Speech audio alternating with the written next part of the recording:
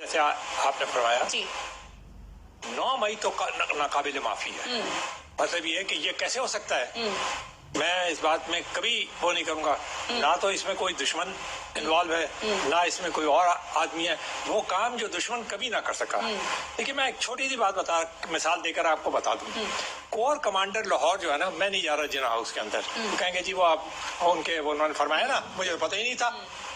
तो उन्हें पता ही नहीं है तो फिर मैं क्यों कहूँ। कोई ये तो पता है ना कोर कमांडर हाउस है। बीआरबी नहर का नाम आपने सुना होगा। 1965 में बीआरबी नहर जो है वो पाकिस्तान लाहौर के दिफा के लिए थी ना कि, और इंडिया ने क्लेम किया था कि हम 4 बजे तक शाम का खाना मैं खाऊंगा। उनके जो जनरल साहब चौधरी साहब थे उन्होंने फरमाया था। उस बीआरबी नहर पे उसी पे हमारे राजा अजीज भट्टी को निशाने हैदर मिला। सारी कौम यौम दिफा मनाती है। खास तौर पे मैं लाहौर की बात करूंगा।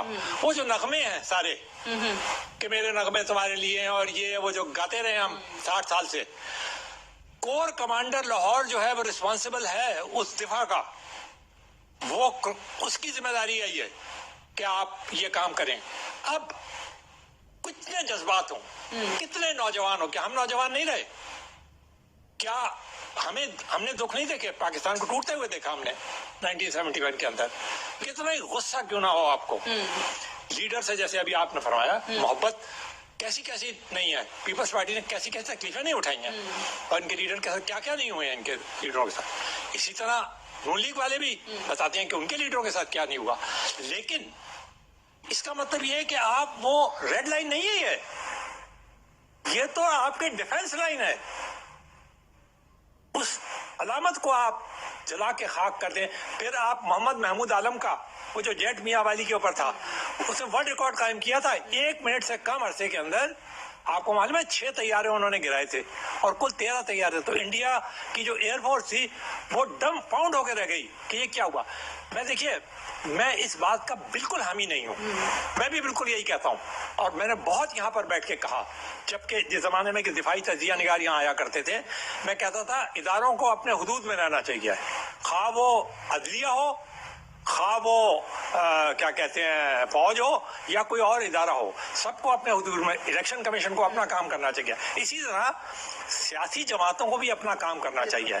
लेकिन आप वो जख्म ना लगाएं कि जो आप खुद भी ना भर सकें। उसके बाद आप ये कहते फिर रहे हैं कि जी हमें गिरफ्तारी का खतरा है, हमें। तो भाई ये गिरफ्तारी का खतरा आज से मुझे आप ये बताइए ऐलान कर रहे हैं तो ये भी तो सही नहीं है ना। आपकी वीडियोस वायरल हो रही है, यास्मीन राशिद की वीडियोस वायरल हुई हैं। किस तरीके से जगह का पहले से तयन किया गया था, गिरफ्तारी से पहले ही जगह का बता दिया गया था। आपने सुना होगा, वज़ीर आज़म ने भी कहा, उसके अलावा नेशनल सिक्योरिटी काउंसिल में भी कहा गया, जो प्रेस रिलीज आई है ICPR की उसमें भी कहा गया।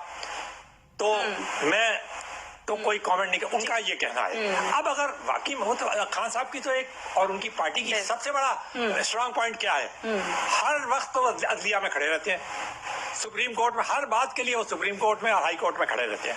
मुझे आप बता दीजिए, आज भी उन्हें जमानत फिर मिल गई है 30 तारीख से, है ना।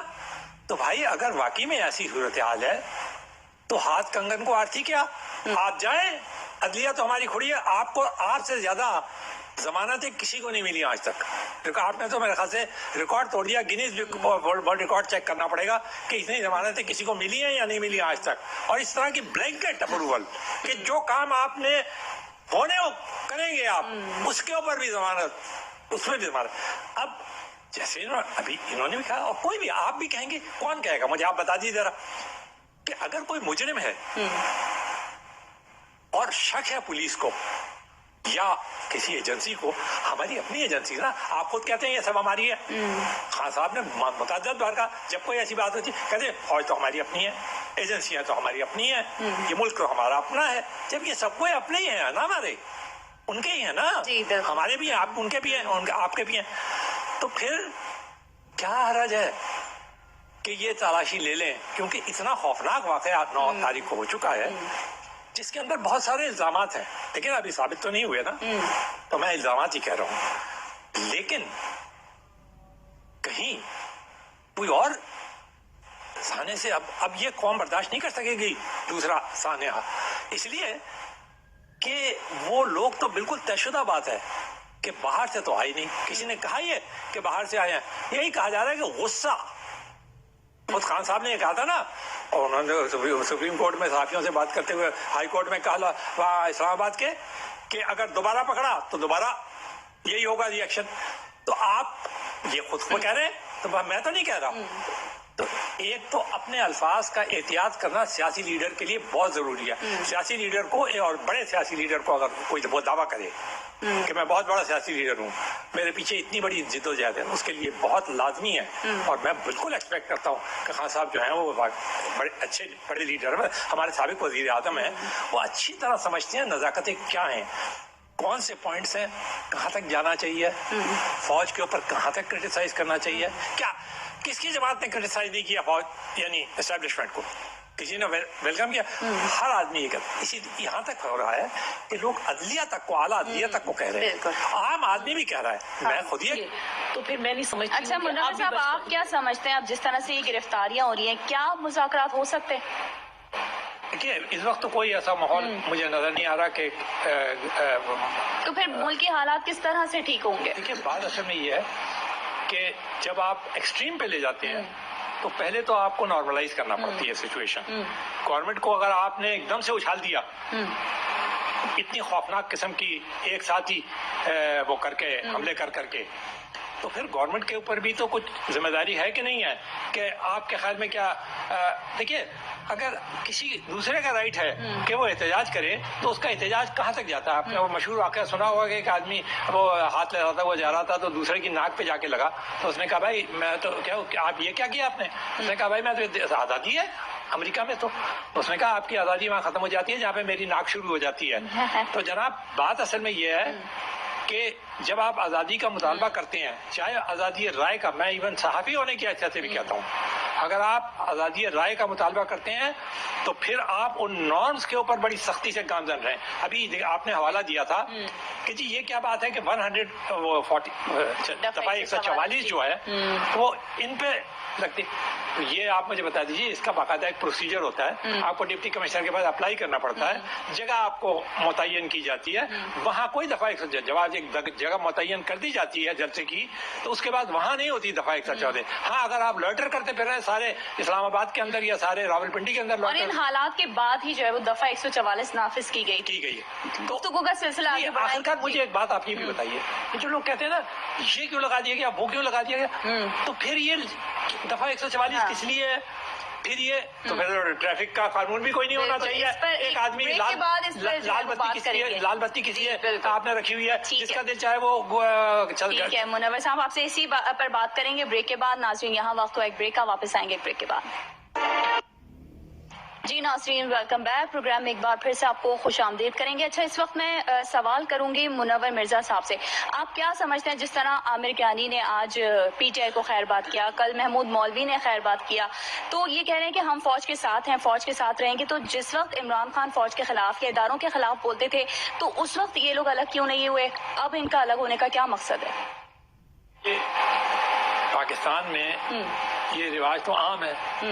جس وقت یہ سب ملے تھے جا کے ان سے, جب وہ جہانگیر ترین کا جہاز اڑتا تھا اور وہ بھر بھر کے لوگوں کو لاتے تھے, میجورٹی تو ان کے پاس نہیں تھی, ان کے پاس تو اتنی سیٹیں بھی نہیں تھی نا پی ٹی آئی کے پاس کہ وہ سمپل میجورٹی سے اپنی حکومت بھی بنا سکتے ہے نا. تو اس زمانے میں تو اب یہ بات اس بات کے لیے انہیں تیار رہنا چاہیے کہ جو لوگ لائے تھے ان کے ساتھ ملانے کے لیے, تو پھر آپ کو اس بات کے لیے بھی تیار رہنا چاہیے کہ پھر وہی لوگ آپ کو چھوڑ کے بھی جاتے ہیں. آپ ان کو کہہ رہی ہیں, وہ تنویر الیاس جو کہ ابھی پرائم منسٹر تھے ان کے پی ٹی آئی کے, وہ تو نہ صرف چھوڑ چکے ہیں بلکہ وہ تو روزانہ بیٹھ کے لمبی لمبی تقریریں فرماتے ہیں. حالانکہ مجھے یہ بات پسند نہیں ہے. میں نہ کسی کو لوٹا کہتا ہوں نہ کچھ کہتا ہوں. میں تو یہ سمجھتا ہوں کہ جب آپ ہر ایک کے لیے کہتی ہیں آپ کو رائے کی آزادی ہونی چاہیے, ہر ایک کو اپنے ضمیر کے مطابق بولنا چاہیے, ہے نا, تو جب آپ یہ کہتی ہیں تو بھائی اگر انہوں نے اپنے ضمیر کے مطابق آج یہ فیصلہ کیا ہے تو کل جب وہ آپ کے لیے ووٹ آف کانفیڈنس دیا کرتے تھے, سینٹ کے چیئرمین کے لیے ووٹنگ کیا کرتے تھے, باوجود اس کے کہ دوسری پارٹیوں میں ہوتے تھے, آپ کیا کہیں گے؟ میں یہ کہوں گا دیکھیے یہ مذاکرات بات سب سے اچھی ہے نا, بات چیت ہونا چاہیے. تو سب سے اچھا فورم پاکستان میں طے آئین نے کیا ہے مذاکرات کے لیے. سڑکیں طے نہیں کی ہیں, نہ گول میزیں طے کی ہیں, पाकिस्तान का आईन कहता है पार्लियामान में जाओ, वहां बैठो, वहां मुज़ाकरात करो, भले से एक दूसरे के साथ जितनी मर्जी तलखियां हो तुम्हारी, लेकिन आखिरकार पार्लियामान का सबसे बड़ा फायदा ये होता है बिल्कुल कि आखिरकार आप किसी न किसी नतीजे पे पहुंचते हैं, और वो हल जो होता है वो एक्चुअली आईनी हल होता है, और वो सब पे बाइंडिंग होता है, चाहे वो